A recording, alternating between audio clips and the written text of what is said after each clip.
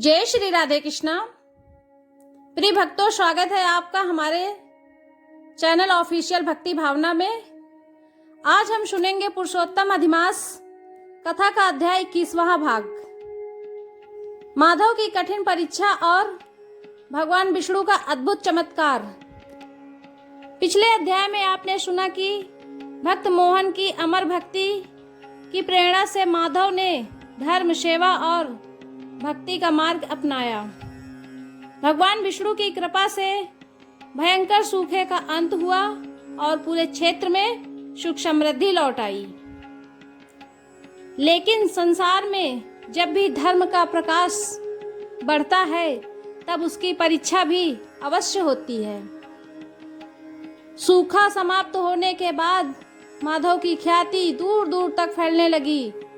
लोग उसे संत और भगवान का प्रिय भक्त मानने लगे। उसके पास आने वाला कोई भी व्यक्ति खाली हाथ नहीं लौटता। कोई दुखी आता तो कोई सांत्वना मिलती, कोई भूखा आता तो उसे भोजन मिलता और कोई निराश आता तो उसे भक्ति का मार्ग मिलता। इसी क्षेत्र में धनपाल नाम का एक धनी व्यापारी रहता था। उसे माधव की बढ़ती प्रतिष्ठा से ईर्ष्या होने लगी। वह सोचता, मैं इतना धनवान हूँ फिर भी लोग मेरा सम्मान नहीं करते, लेकिन यह साधारण युवक सबका प्रिय कैसे बन गया। ईर्ष्या धीरे धीरे उसके मन में द्वेष में बदल गई। एक दिन उसने माधव को अपमानित करने की योजना बनाई। उसने कुछ लोगों को धन देकर अफवाह फैलाने को कहा कि माधव चमत्कार के नाम पर लोगों को भ्रमित करता है। धीरे धीरे गांव के कुछ लोग भ्रमित होने लगे।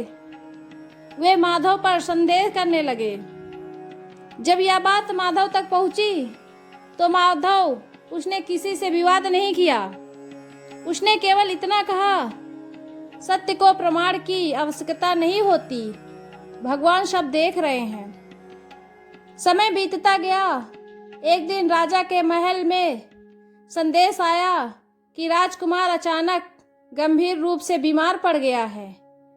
देश विदेश के वैद्य उसे ठीक नहीं कर पाए। किसी ने राजा को बताया कि माधव भगवान विष्णु का परम भक्त है, शायद उसकी प्रार्थना से कोई मार्ग निकल आए।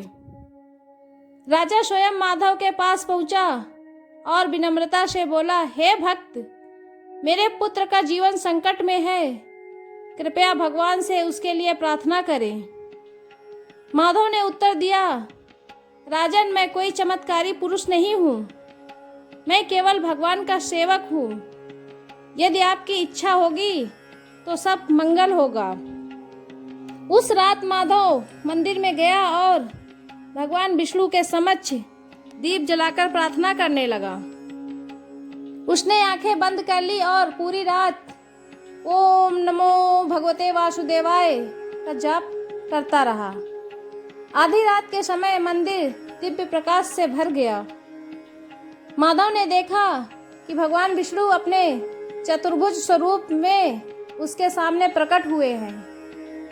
भगवान ने कहा, वत्स माधव, तुम्हारी भक्ति से मैं अत्यंत प्रसन्न हूँ। राजकुमार का रोग उसके पूर्व जन्म के कर्मों का परिणाम है, लेकिन तुम्हारी प्रार्थना और उसके माता पिता के प्रेम के कारण मैं उसे जीवन दान देता हूँ। भगवान ने माधव को एक तुलसी पत्र प्रदान किया और कहा, इसे श्रद्धा से राजकुमार के मस्तक पर रख देना। प्रभु इतना कहकर अंतर्ध्यान हो गए। प्रातः काल माधव महल पहुंचा। उसने भगवान द्वारा दिया गया तुलसी का पत्र राजकुमार के मस्तक पर रख दिया और भगवान का नाम स्मरण किया। कुछ ही क्षणों में राजकुमार ने अपनी आंखें खोल दी। महल में आनंद की लहर दौड़ गई। राजा और रानी की आंखों से खुशी के आंसू बहने लगे। उन्होंने भगवान विष्णु का बार बार धन्यवाद किया।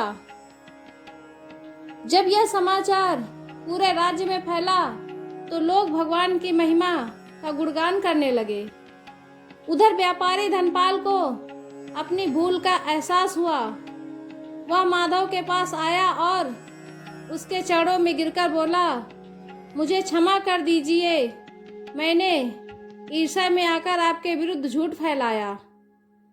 तो ये हुआ कथा का समापन।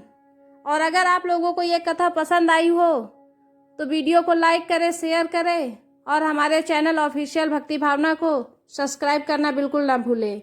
और इसी तरीके की कथा हमारे चैनल पर आगे भी मिलती रहेंगी, तो ये कथा सुनने के लिए आप चैनल से ज़रूर जुड़ते रहिए। और सभी लोग कमेंट में लिखिए, जय श्री राधे कृष्णा, जय श्री हरि विष्णु। धन्यवाद आप सभी का।